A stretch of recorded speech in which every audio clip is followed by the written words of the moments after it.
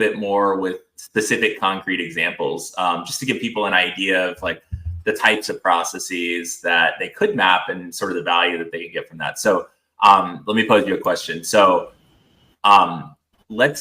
Martin, if you could give a couple of examples that we've had over the past year of some clients and the work that we did with them, maybe starting with CCL as an example.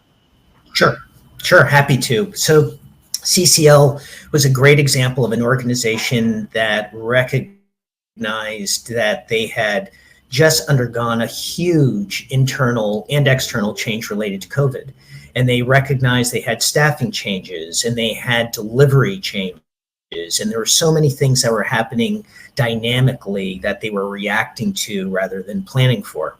And so we worked with them to say, hey, let's understand what you are actually doing, how you are doing it, and who is responsible at each moment in time. For them, role clarity was a very, very, very important aspect of this. And what we started to find in working through each team, we interviewed all the teams that were involved in this one group. And then through that, we started to identify what are the commonalities, where are the gaps, where are the barriers. And it was very fascinating because what we ultimately were able to determine is that people were either not performing certain functions or there were tools that were not really working to their satisfaction to enable some of these processes to continue forward.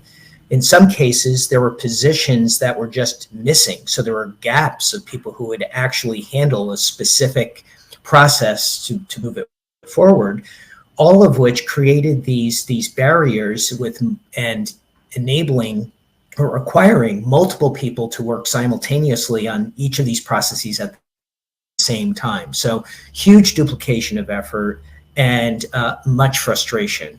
And so at the end, we were able to tie all these processes together.